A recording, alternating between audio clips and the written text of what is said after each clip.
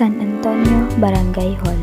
The official name of the barangay is San Antonio, Calapan City, Oriental, Mindoro. The total land area is 13.23 hectares. The total population of San Antonio is 4,413. Total of household is 933.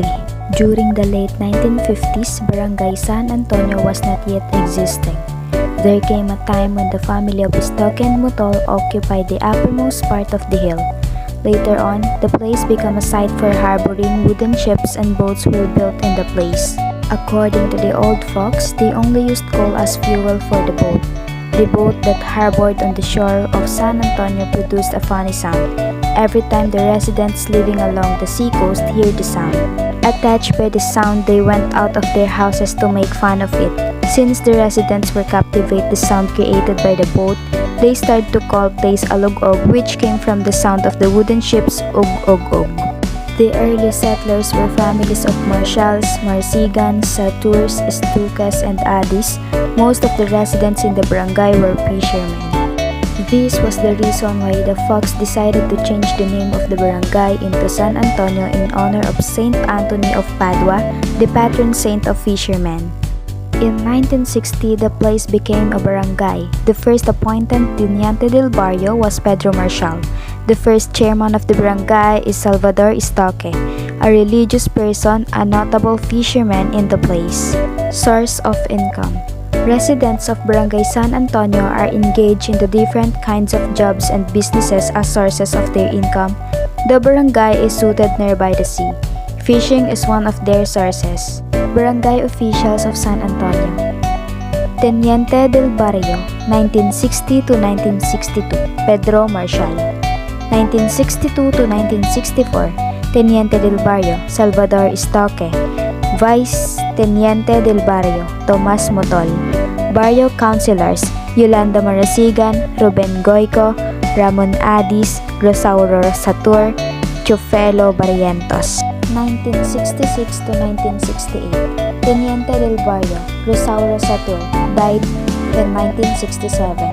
Barrio Councilors, Eliseo Pascual, Antonio Perez, Nicolas Villeza, Erlinda Mendoza, Ramon Adis, Perfecto de la Rosa, Chufelo Barrientos.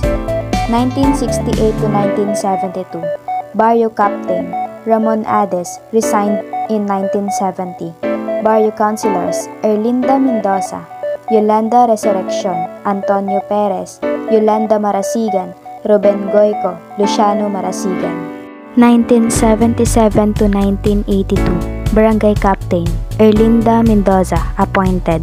Barangay Councilors, Antonio Perez, Yolanda Resurrection, Chufelo Barrientos, Alicia Lumakang, Nicolas Villeza, Luciana Marasigan. 1982 to 1989, Barangay Captain, Erlinda Mendoza, elected. Barangay Secretary, Fe de Guzman. Barangay Treasurer, Virginia Cortes.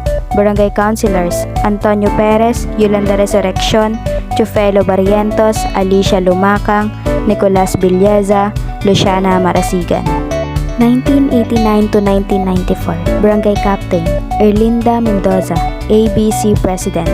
Barangay Secretary, Teresita Flores. Barangay Treasurer, Estela Lucy. Barangay Councilors, Bayani Fernandez, Nestor Perez, Agapito Marasigan, Lolita Stoke, Eden Chongson, Andres Zamora. 1994 to 1997, Barangay Captain, Erlinda Mendoza. Secretary, Erlinda Hernandez. Barangay Treasurer, Violeta de los Reyes. Councilors, Yolanda Resurrection, Sonia Marshal, Estela Lucy, Agapito Marasigan, Rolando Enriquez, Bayani Fernandez, Teresita Flores. 1997 to 2002, Barangay Captain, Erlinda Mendoza. Barangay Secretary, Erlinda Hernandez. Barangay Treasurer, Violeta de los Reyes. Barangay Councilors, Rolando Enriquez, Sonia Marshal, Patuito Gulimlim, Norberto Garcia, Felicitas Hernandez, Bayani Fernandez, Teresita Flores. Barangay Officials Year 2018 to 2023, Honorable Nicasio Dennis Zainunescan, Barangay Chairman. Barangay Kagawad, Honorable Rodelio E. Pasha, Honorable Roderick Parungaw, Honorable Sonia D. Marshall, Honorable Maria B. Francisco, Honorable Romel T. Gulimlim, Honorable Efren U. Rodriguez, Barangay Kagawan, Honorable Ginalyn M. Macub, Barangay Kagawan, Honorable Alejo Kim Lumakang, SK Chairperson, Teresita C. Uligo, Barangay Secretary, Alejandro B. Di Guzman, Barangay Treasurer. SK Officials, 1975 to 1982.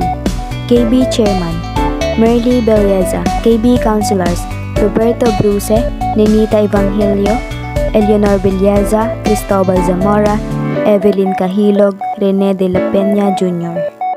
1982 to 1992, KB Chairman Nilo Bagot. Councilors Boy Lumanglas, Chit Perez, Olive Marasigan, Charlie Garate, Dodong Perez, Baby Sumiller. 1992 to 1996, SK Chairman Joselito Hernandez. SK Councilors Mayra Gulimlim, Christopher De La Rosa, Manuel Hebreo Jr., Riza Adame, Henry Magnaye, Tessie De La Cruz, Maria Corazon Istoque. 1996 to 2000, SK Chairman Christian M. Lucy.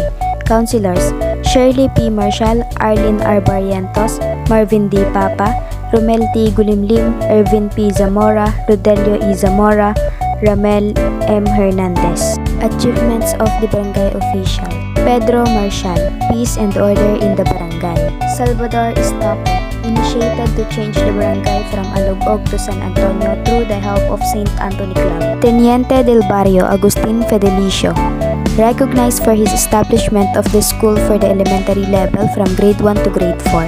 Sergio Satur was one who initiated the establishment of light bars. A moving star was also encouraged, and they are which they called Tulak-Tulak. Rosauro Satur, with his office in charge, Eliseo Pascual, maintained peace and order in the locality.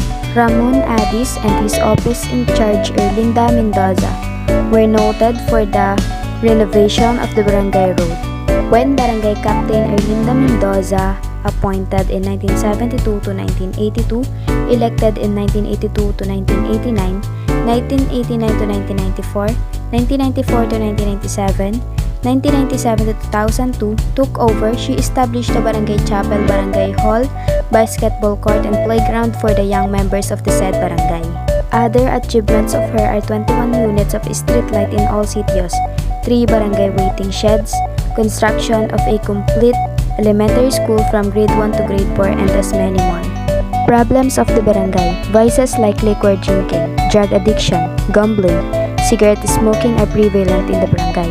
Out of school, single parenthood, poverty, unemployment.